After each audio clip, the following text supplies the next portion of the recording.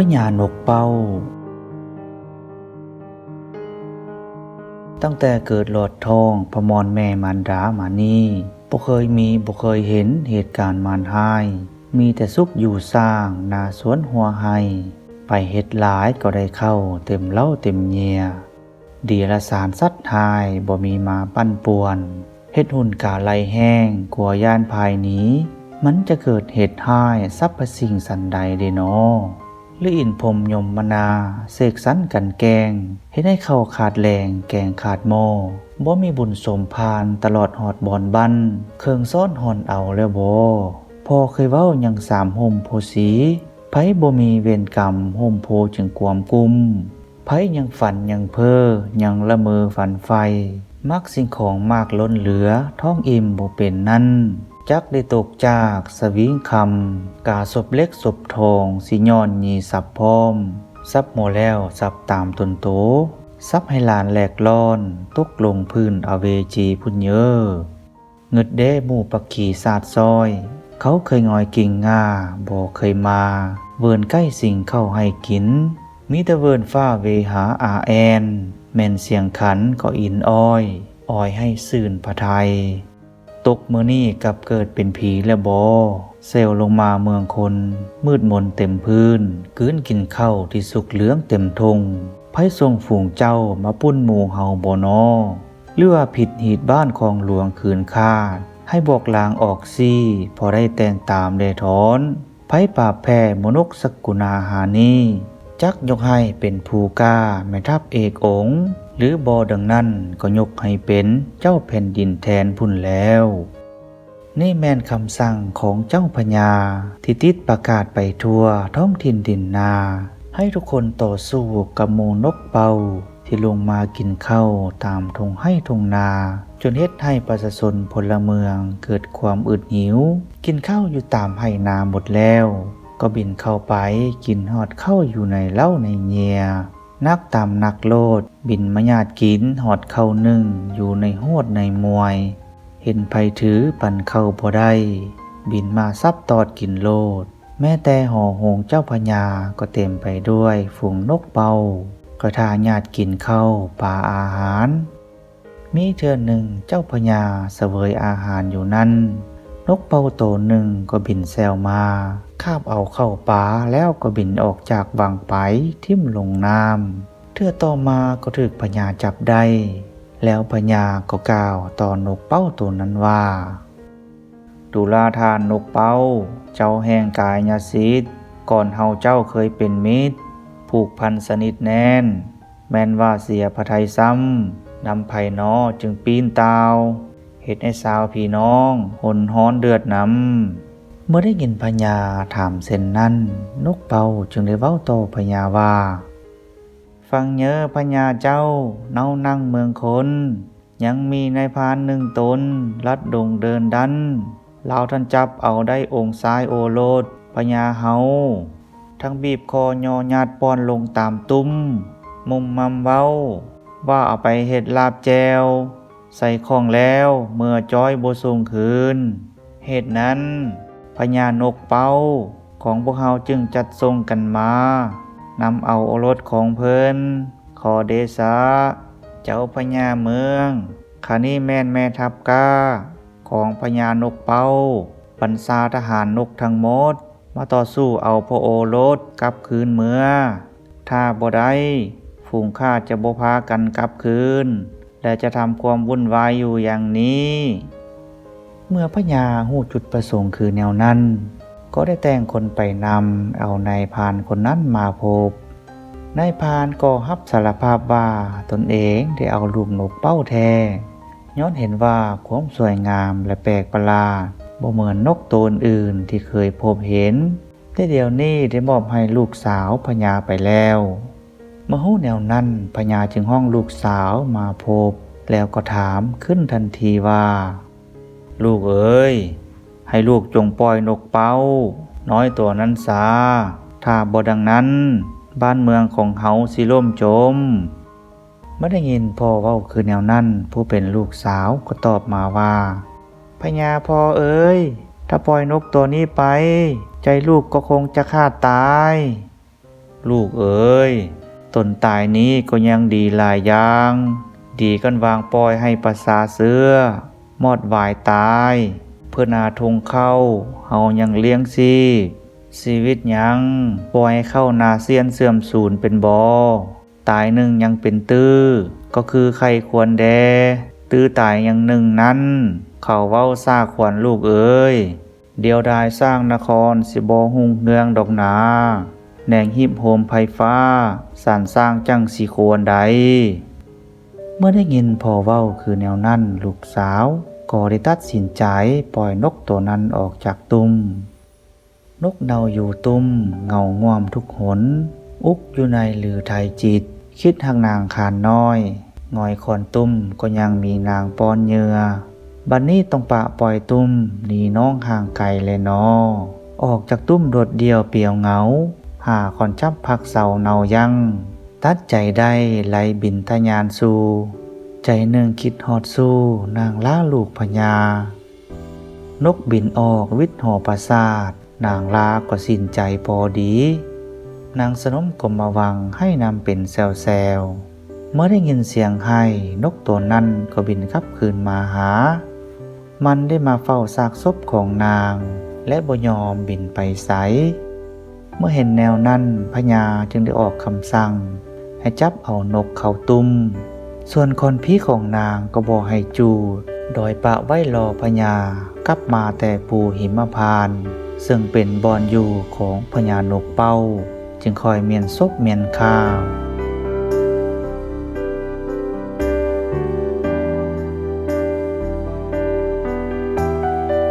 เช้ามืดต่อมาพญาได้เดินทางออกจากพระนครโดยนำเอานกเป้าน้อยส่งคืนให้พญานกเป้าผู้เป็นพ่อตามสัญญาถ้าบ่ดังนั้นจะเสียสัจจะ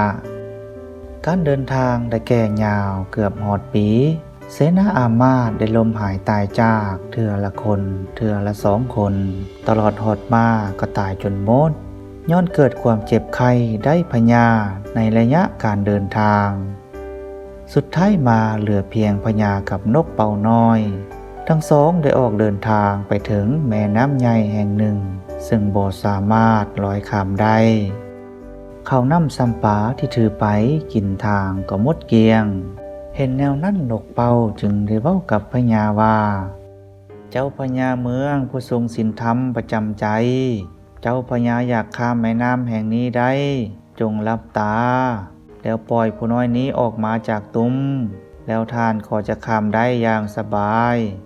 แต่ต้องถือคำมั่นสัญญาแท้ใด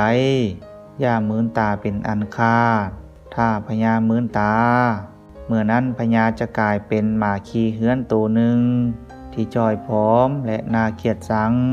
ทั้งขี้เกียจกว่าสิ่งใดหมดเมื่อได้ยินเส้นนั้นพญาก็คิดอยู่ข่าวหนึ่งแล้วก็ตอบนกเป่าน้อยออกมาว่าเจ้าก็ต้องให้สัญญากับข้อยเหมือนกันเมื่อปล่อยตัวแล้วอย่าบินหนีไปทางใหม่ถ้าเจ้าบ่นับถือคำสัญญาข้อยจะเสกให้เจ้ากลับกลายเป็นก้อนหินในทันทีเมื่อตกลงกันคักแน่แล้วพญาก็ปล่อยนกออกจากตุ้มแล้วนกเป่าน้อยก็เสกมนต์แล้วพวกเขาก็ข้ามแม่น้ำใหญ่ไปได้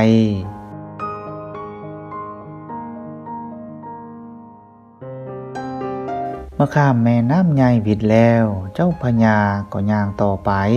ลัดดงลงภูขึ้นห้วยผ่านเนินเขาบ่จักเท่าใดสั้นเท่าใดซัวบาดนี้สัมผัสมาพ่อผาสันตันนาเหลียวจนสุดสายตาขอบฟ้าไปหากากาศนกเป่าน้อยได้บอกกับพญาว่านี่แมนแห่งสุดท้ายธุระกันดารกายนี้ไปก็จะฮอดนครของพ่อพญานกเป่าแล้วพญาจึงได้วอนถามนกเป่าเติมอีกว่าจะเฮ็ดแนวใดพวกเฮาจึงจะพากันไปมุมจากบ่อนนี้แล้วนกเป่าก็ตอบพญาด้วยความเสียใจว่าเดี๋ยวนี้พวกข้าบ่สามารถบินมาฮอดจอมภูสูงนั้นได้พอผ่านมาได้ใช้กำลังแหงกายเกินความสามารถดังนั้นจึงเกิดอิดอ่อนโหยแหงแล้วพญาก็ถามต่อว่าจะเฮ็ดแนวใด เจ้าจึงจะเกิดมีพลังแห่งกลับคืนมาคือเก่าได้แล้วนกเป่าน้อยก็ตอบพญาออกไปว่าบ่ยากดอกแต่พญาต้องได้เสี่ยงบุญวาสนาไปหาหมักไม้ทิพย์มาให้ผู้ข้ากินแล้วเหือแหงก็จะกลับคืนมาดังเดิมแล้วพญาก็ถามว่าหมักไม้ทิพย์นั้นอยู่แห่งหนใดแล้วนกเป่าน้อยก็ตอบออกไปว่ามีอยู่หนองกระแสแสนยานถ้าสมภารบ่อแก้วเหลียวได้ก็บ่เห็นก็แก้วแกนกระเดาทานเอ่ยเมื่อเว้าสุดความแล้วนกเป่าก็ล้มหมอนนอนเสื่อย้อนตัวเองได้ออกแหงเกินความสามารถแล้วเมื่อเป็นแนวนั้นพญาก็ได้แต่เลาะเลียบตามแคมหนองกระแสแสนยานบ่มีปัญญาจะลอยข้ามน้ำไปเอาหมากไม้ทิพย์ใดตกมาฮอดยามค่ำคืนหมากไม้ทิพย์ก็ประกายแสงหุ่งไปทั่วบริเวณเขตหนองอย่างสวยงามโดยแสงสีเลื่อมหยิบหยับพญานั่งคิดนอนละเมอฝันสอกหาวิธีทางเพื่อข้ามน้ำไปยังดอนบ่อนต้นไม้หมากทิพย์อยู่พญาขุดหัวเหล่าเก๋าหัวหญ้าอยู่แคมหนองแห่งนี้แต่ต้นฤดูแล้งจนกระทั่งตกมาฮอดฤดูฝนสายฝนกลางเก้ากลางสิบสิว่ากับไผลิดอยู่7 มื้อ 7 คืนก็ยังบ่เศร้า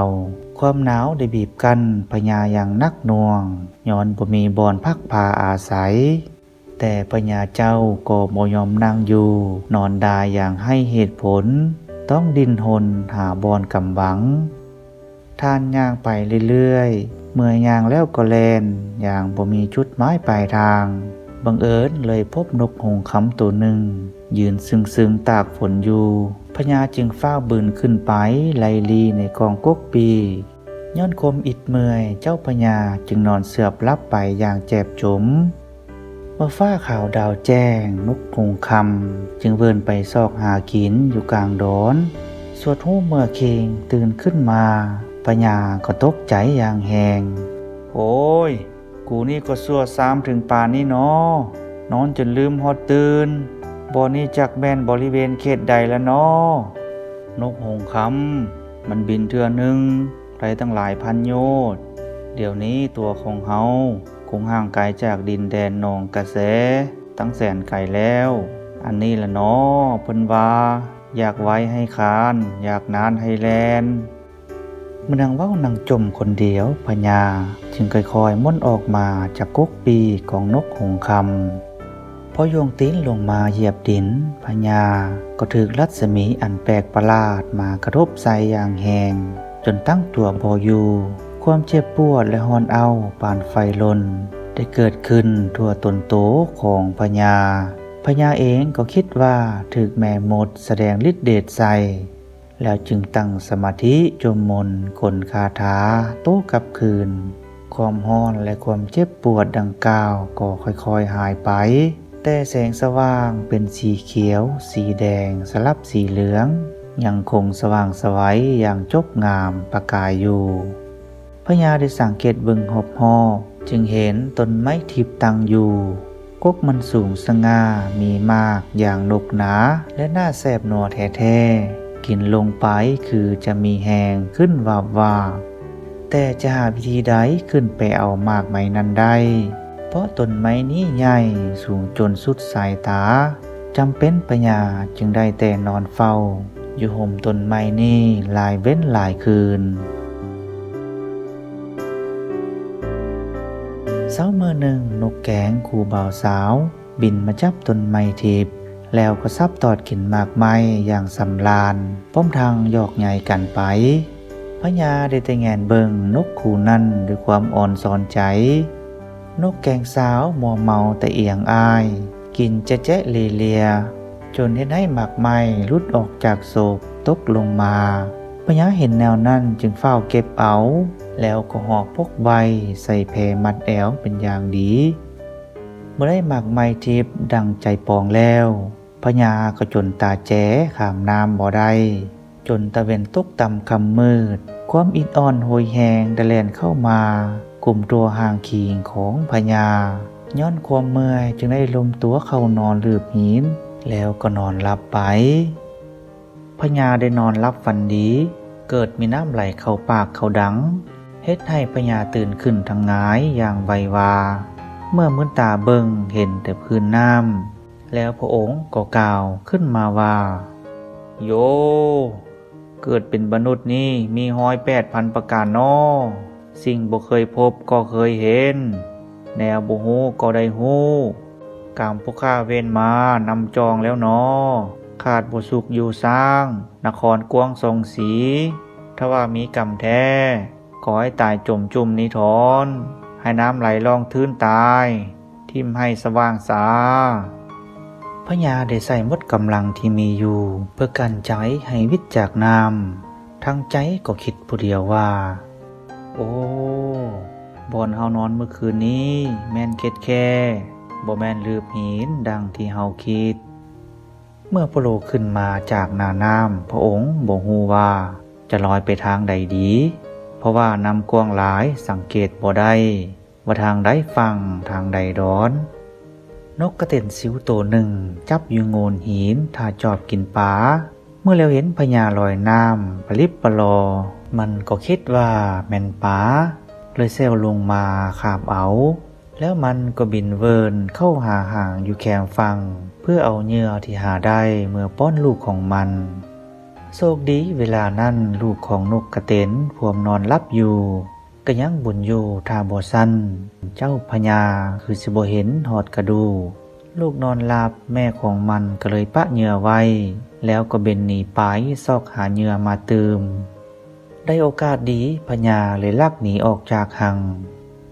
เมื่อวิทย์จากหางนกแล้วสมวัติบ่ฮู้ลงต้นไม้เพราะต้นไม้นี่ใหญ่สูงหลายพญาย่านแต่แม่นกกระเต็นซิวจะกลับคืนมาพ่อจึงปีนเข้าไปลี่อยู่โคนไม้บอนหนึ่งย้อนความอิดเมื่อยพญาจึงลับไปอีกนอนอยู่ดีๆพญาก็จำต้องตื่นเพราะตนเองได้ตกกิ้งลงดินอย่างมลึกคึกคักมื้นตาได้จึงฮู้ว่าตนเองตกจากเข็ดแลนเมื่อแลนตัวนั้นโตนลงจากต้นไม้ใหญ่บอนหางนกเต้นอยู่ซึ่งพญาได้เข้าไปลีอยู่เข็ดแลนตัวนี้ตั้งแต่เช้าพุ่นบัดนี้ตีนถึงดินแล้วคือสิบ่ตายก้มเบิ่งตามตนโตบ่เห็นมีบ่อนใดเจ็บปวดแล้วพญาจึงเดินทางมุ่งหน้าไปหานกเป่าที่นอนรอท่ากินมังไม้ทิพย์อยู่อย่างอิดอ่อน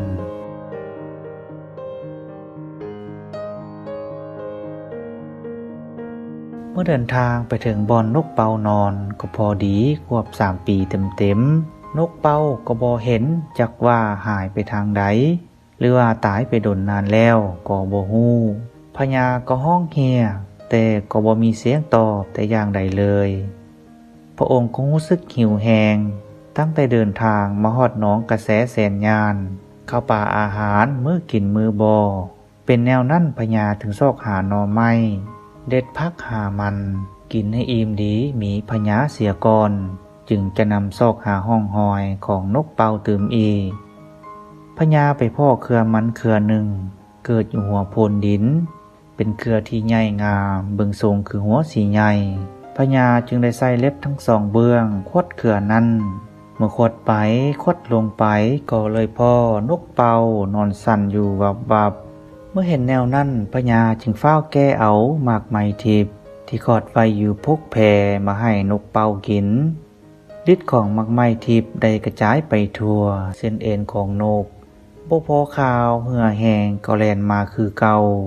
แล้วทั้งสองต่างก็ดีอกดีใจหลายเว้าลมกันอย่างม่วนซื่นเมื่อนอนแฮมคืนอยู่ตีนผาซันเอาเหื่อเอาแห้งจักคืนนั้นแล้วตื่นมาฟ้าไหม้ใจดีมีพญาจึงพากันห่อเหินเดินอากาศทะยานขึ้นสู่ยอดเขาหิมพานต์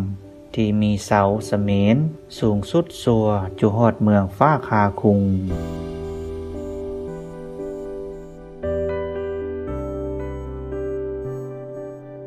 เมื่อไปฮอดพญาก็มอบลูกชายโอรสของพญานกเป่าคืนสู่บ้านสู่เมืองก่อนพญาเมืองคนจะกลับคืนพระนครพญาเมืองนกเป่าได้เอาหมากไม้มณีโคตรให้เสวยเมื่อเสวยลงไปแล้วก็มีเหื่อแห้งเหาะเหินเดินอากาศได้ คนเฒ่าก็กลับกลายเป็นหนุ่มดังนั้นพญาจึงกลับคืนมาเป็นอ่าวบ่าวน้อยขึ้นใหม่พญานกเป้าชื่นชมพระทัยหลายเมื่อลูกชายเดียวสุดที่หักได้กลับมาอยู่ในอ้อมกอดของตนดังเคยพญาเมืองคนจากนครนกเป้าคืนสู่นครเมืองคนบ่ดลปานใดบ่าวนกเป้าก็เกิดความงอมเหงาเศร้าทุกข์อยู่ในใจจิตคิดหาแต่ลูกสาวพญาเมืองคนที่ขาดใจตายต่อหน้าต่อตาของตนในข่าวนั้นบ่าวนกเป่าได้จมขึ้นว่าโอ้ความหักซ้อนนอนบ่มหรือไทยนี่หรือคิดอยู่เครือข่าวยานยืดเหยืองมีวางเว้นนึกเห็นบางใบหน้าว่าจ่ายิ้มอ่อนเดนางหลอนว่าจ่ายิ้มอ่อนนางเดหลอนหากลายห่างเจ้าเงาเศร้าเงาสวงแท้เดย้อนบุพเพเคยสร้างน้ำกันมาแต่ปางก่อนขาดบ่ได้อยู่ซ้อนนางล้าลูกพระองค์สมประสงค์ค่อยขอวอนเมื่อนำสู่พุ่นแล้วคิดอยู่ได้เป่าล้านางล่าได้จากเฮาแล้วหนอย้อนพระพ่อเจ้าเอาภัยไล่นางสายขอกราบขานตายตางเข้าห่วมโคงลายแต้มนางตายแล้วบ่มีแววสิคืนตาวหัวลมหนาวพัดพาวหัวใจเจ้าปวดบ่หายเจ้าเอ๋ยเมื่อเห็นลูกชายงอมเหงาพญานกเป่าก็ถามแล้วผู้เป็นลูกชายก็ตอบพ่อว่าบ่มีเรื่องหยังในมื้อนั้นนกเป่าน้อยได้บินออกจากห้องนอนของตนไปยับอยู่งาต้นไม้มณีโคตรแล้วก่ออธิษฐานมณีโคตรล้ำกำเกิงอินทาเจ้าเอ๋ยช่วยปุ่นแปลงกายเฮาเป็นคาบคนทั้งสิ้นกินลงไปแล้วให้แปลงกายสมดังภูมิห่างคนเกิดขึ้นแทนเป้าศาสตร์ตระกุลเมื่อนกเป่าน้อยอ่อนวอนแนวนั้นต้นไม้มณีโคตรก็ได้กงงามากที่กินลงไปแล้วกลายเป็นคนลงมาให้เท้านกเป่าน้อยสมดังใจปรารถนานกเป่าจึงอธิษฐานต่อไปอีกว่ามณีโคตรล้านการกิ่งสามสีหนึ่งเป็นสัตว์ซาส่งเสียงเฮฮ้องสีสองกินลงท้องเป็นคนมนุษย์ชาติสีสามกินนุ่มแน่นตายแล้วเกิดคือจริงหรือ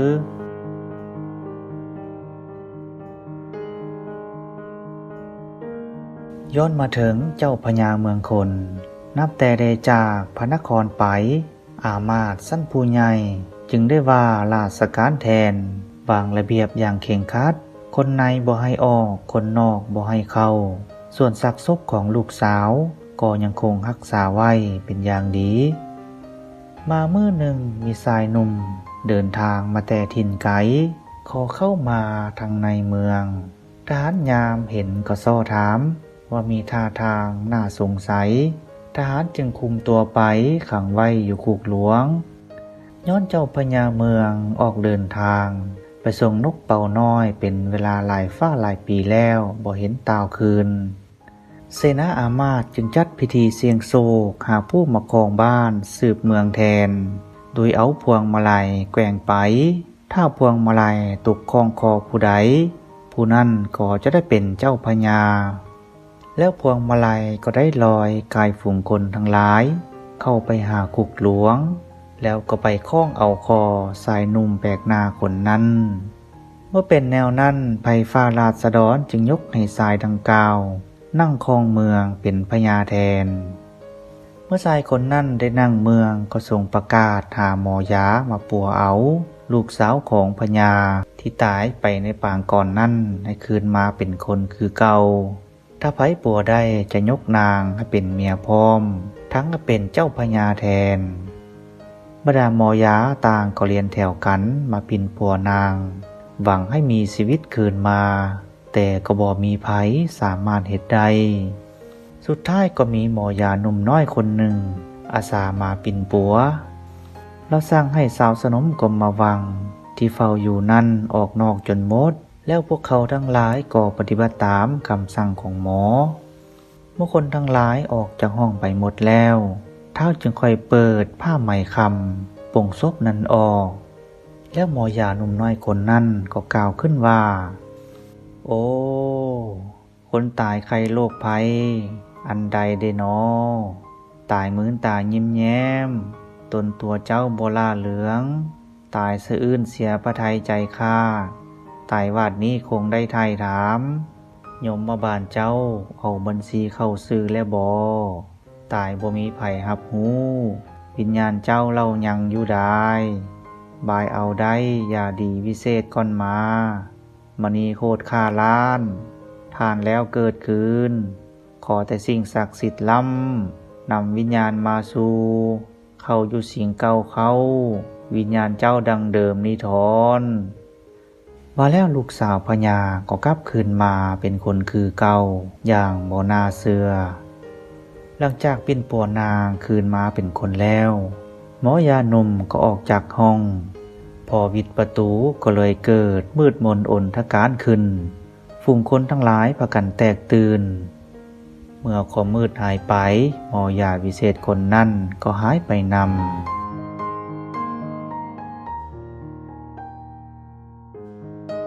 นับตั้งแต่ลูกสาวพญาคืนมาเป็นคนนี้บ้านเมืองก็มีแต่ความสุขเบิกบานสบายดีหลายมื้อต่อมาอยู่ๆก็ได้ยินเสียงปีเสียงแคนพร้อมระนาดคองวงเสพงันอย่างน่าอ่อนซอนแต่หากบ่เห็นว่าแม่นไผเป็นคนเสพบรรเลงบทคับบทกลอนด้วยแสนมวลแมงนี้เสียงนั่นดังเคลื่อนที่ไปเรื่อยๆไปแล้วยุดอยู่ต่อหน้าวังหลวงเฮ็ดให้เจ้าพญาเมืองสื่นพระทัยเป็นอย่างมากต่อเครื่องโมโหลีเหล่านั้นเสียงนั่นได้มิดไปสัวคณะปัดมีเสียงแปลกประหลาดสั่นสะท้านขึ้นต่อหน้าบัลลังก์จากนั้นก็มีเสียงกล่าวขึ้นว่าขอแนบนิ้วถวายคายละอองทูลก่อนเยอะเจ้าพญาเมืองคนพือลือไกก้าพวกเฮานี้นำขันเข้าสู่ขอธิดามอมตามฮีต12ของ14ฮีตนี่ของเจียงฝ่ายฟูงข้าก็มีพญานกเป้าเจ้าใหญ่หิมมาพานเป็นเขาเมื่อหู้จุดประสงค์แนวนั้นแล้วพญาเมืองคนก็บ่ขืนแต่ต้องถามเบิงลูกสาวก่อนนางจะพอใจแต่งกับเท้าลูกชายของท่านบ่หรือเมื่อลูกสาวพญาได้ตกลงปลงใจแล้วไพศาลพลเมืองแห่งนครนกเป่าก็ได้เปล่งกายเป็นคนทั้งหมดแล้วก็ปรากฏตัวให้เห็นคนนครนกเป่ามีแต่ผู้งามๆเครื่องนุ่งของถือก็มีแต่ผ้าไหมผ่านกันโอลมสนทนากันดองต่อดองคือพญานกเป่าและพญาเมืองคนเว้าถึงเรื่องเก่าเรื่องหลังบ่าวไผ่ทั้งหลายจึงหู้ได้ว่าพญาหนุ่มผู้นี้ที่แท้ก็แม่นพญาที่หายสาบสูญไปในหลาย10 ปีหลังนั่นเองย้อนเพิ่นได้กินหมากไม้มณีโคตรจึงกลับกายมาเป็นคนหนุ่มคืนใหม่แล้วบรรดาเสนาอามาตย์ก็ทักท้วงต่อกันว่าโอ้เกือบละแม่นบ่พวกเฮาโลดจับเพิ่นไปขังคุกตั้งแต่ดนถ้าบ่มีการเสี่ยงบุญวาสนาหาพญานังเมืองและถ้าพญานกเป้าบ่มาเว้าพวกเฮาก็คงบ่ฮู้ความจริงตลอดไปถัดจากนั้นมาพญาก็ได้มอบเมืองให้ลูกเขยและลูกสาวเป็นผู้สืบต่อปกครองบ้านเมืองพร้อมไผ่ฟ้าราษฎรสร้างอยู่กระทำกินโดยความอยู่เย็นเป็นสุขส่วนพญาเองแม่นหมดกำหนดเวรสละกิเลสตัณหาต่างๆบวชเป็นอินทาพร้อมทั้งพญานกเป่าทั้งสองได้ทะยานเหาะขึ้นเมืองบำเพ็ญศีลอยู่เมืองสวรรค์สันฟ้าเพื่อโพดเอามนุษย์ผู้ที่ยังขี้โหดสามานให้เห็นแจ้งแสงสว่างจากของธรรมนับตั้งแต่นั้นเป็นต้นมา2 นครก็กลายเป็นพี่น้องเพื่อนมิตรสนิทแน่นไปมาหาสู่ช่วยเหลือซึ่งกันและกันจนเท่าสั่วกาลนาน